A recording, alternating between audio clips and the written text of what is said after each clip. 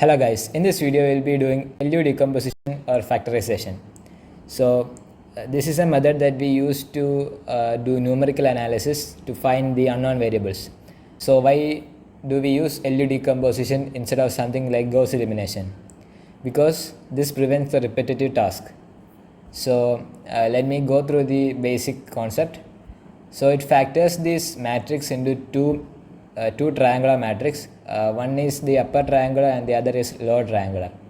And then we can use these two matrices. Let's call the first one L and the second one U. And we will use these two matrices to find the missing variables. And we have a general theorem that this first matrix, that is L, and the second matrix U, if you try to multiply that using matrix multiplication, we get the same original square matrix. So that's the basic idea. Now we will see how we will use that.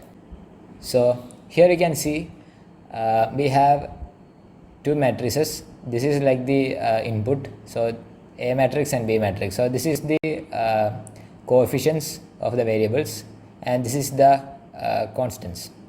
From these constants and these coefficients, we need to find values of x which satisfy this equation.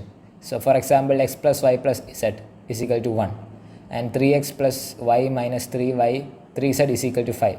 We need to find the x, y and z values. So that's the outcome. We have two methods. In the first video we tried to use row echelon form Gauss elimination to do that. This is a much more common method, LU decomposition, where we do this row echelon conversion one time, and then we use that result to find the values of x, y and z when the values of b changes. So we only find these L and U once, and then we do this multiplication many times. That is much faster for a computer. Okay, so our goal is to find A dot x is equal to B. So we need to find this matrix X. But we also know that L dot U is equal to A. That's what I said in the first slide. So if we substitute this L dot U in this place, we get L dot U dot x is equal to B. So from that we get two equations. The first one is that L dot C is equal to B. So let's say U dot x is equal to C. So if we substitute that, we get L dot C is equal to B. C is like the intermediate constant, and we put that, plug that back in, we get U dot x is equal to C. From this we can get the X matrix. So this is the first step. We have the L and the C.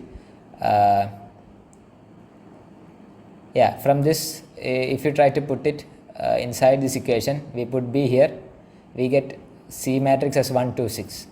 And over here in the next step, we put the U matrix, and we put this C values we got here as the right hand side, and we find the values of x. So as you can see, this lower matrix, L matrix and U matrix are kind of similar in the sense that they are triangular, first of all, and then this L matrix has the number values 1 along the entire diagonal, and this lower triangle is the values that we used to subtract. Like in the first video we used some coefficient that we subtracted from these values to get 0. We put that coefficients here and leave the rest of them 0. So this is the L matrix, and the U matrix is like the original row echelon form. Alright, so this is the basic concept. Now let's get to the code. Before we do anything with the code, we need three base matrices. That is the L matrix, U matrix and the B matrix. So here we have the input. So let's create, so we are actually creating a container here, not putting the actual values. We do that down here. This part we did it in the last video. Okay, so let's get the L matrix. So this is the code. We create an matrix with the size of the number of rows of the original matrix, and then like this is a two-dimensional matrix, right? Inside that we initialize the nested vector. So this will have the size of the first number of elements in the first row minus 1, because we are putting, so this is like until here we have the A matrix and this is the B matrix. So we don't need the last element in the L matrix, so that's why we have this -1 here, and we set the diagonal elements to 1. As you might recall, in the presentation, we need the diagonal elements to be 1, otherwise it will become NL matrix when we multiply it. Okay, so the next step is to have the U matrix. So what is the U matrix? So it's like all these values, cities we put it into this container. Remember, in the L matrix we set all the elements to 0 except the diagonal elements, and in the U matrix we just copy all the stuff until here, elements until the second index. Alright, so next we need the B matrix. So this is like the constant that will change in a real world scenario where LU decomposition is useful. So we just get the last element. So this is like the constant values we have at the end, 1, 5 and 10. Alright, so until here all this stuff we did it in the last video. Now let's get to the actual calculation. Alright, so the first step is to compute the value of this C matrix. So we have the equation L matrix dot C is equal to B matrix. So we create a container for C with the size of the B matrix, and we loop through all the elements in this B matrix, and we do some calculations here. So I think I can explain better with the slide alongside it. So I have the presentation up here. I will explain line by line. So first we make a base value, that is the C value. This is like the value that will add to this matrix. So first we do a simple check.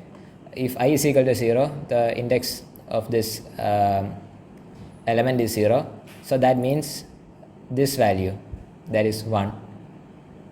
If it is 0, we set the C value to B const. So B const is the current value at this ith index, so it's at 0th index, so that will be this one. So what do we get? We put Ci is equal to C value. What does that mean? So the first element becomes 1 as it is shown here. Okay, so the next step is to do this iteratively, go to the first index and the second index. So let's do that. When I is not 0, the God comes here. We set the variable difference to 0 and we loop j from 0 to I. And this is like we iteratively append the values to this difference variable. So what does this code do?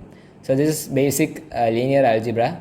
So this value is the coefficient, no, the actual variable, let's call that, and C is the what do we call? No, like this value is the coefficient and this is the value of the previous variable. So what does that mean? In the second iteration, when I is 1, we have this j is initially 0, right? So it goes from 0 and it stops there. It only runs one time. So we have j0. So what is C of 0? C of 0 is 1 because we already said that here. And then we multiply that with the current value. So what does that mean? So current value is 3. 3 times 1 is what do we get? 3 times 1 is 3, and we set that we add that to this difference and we subtract B const. We subtract difference from B const. So B const is 5.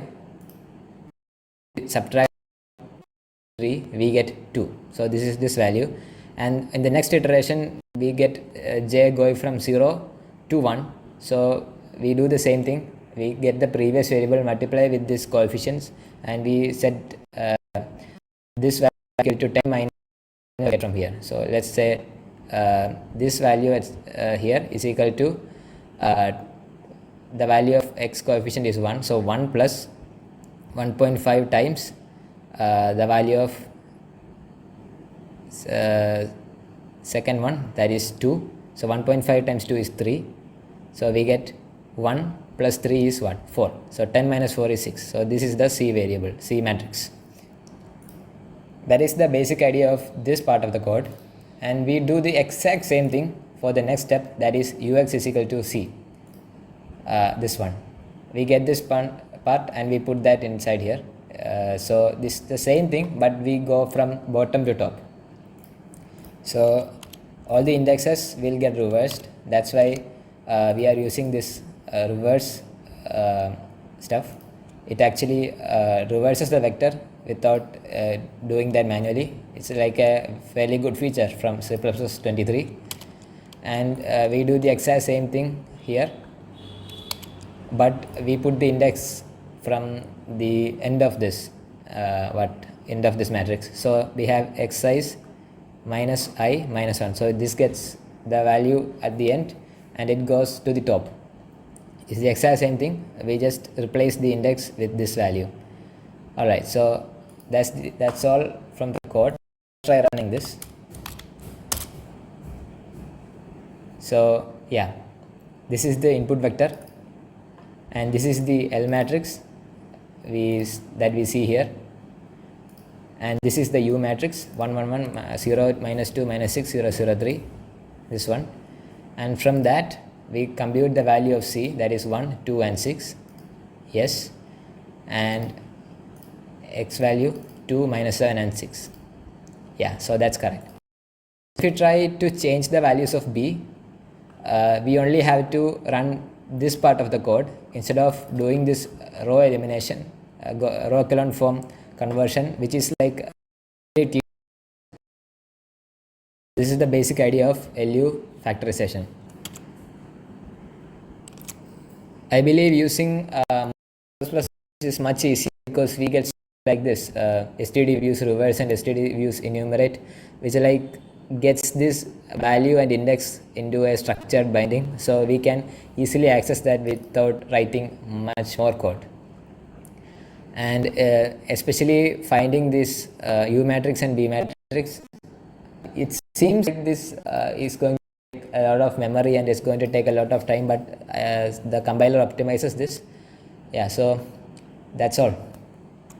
One more thing, if you try to do this with Gauss elimination, just the row stuff, we will get the same result, but that process is tedious. That's why we do this. Matrix multiplication is like a very advanced topic in terms of GPU technology. It's very easy to do matrix multiplication in GPUs. That's why we prefer matrix multiplication instead of eliminating these values, which is like runtime dependent, right? Matrix multiplication, we can do a lot of optimizations in the GPU memory and all those stuff. So yeah, I will see you in the next video. Thank you.